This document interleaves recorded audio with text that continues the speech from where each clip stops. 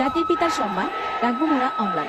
এই স্লোগানে কুমিল্লায় বঙ্গবন্ধুর ভাস্কর্য ভাঙচুরের প্রতিবাদে মানববন্ধন ও র্যালি করেছে কুমিল্লার সকল সরকারি কর্মকর্তা কর্মচারী ও শিক্ষা প্রতিষ্ঠানে কর্মরত শিক্ষক কর্মকর্তাগণ।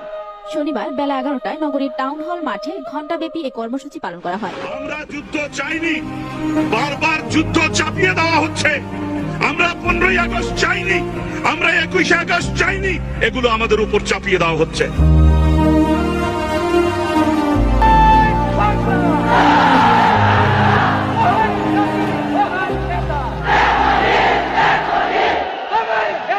আমার নেতা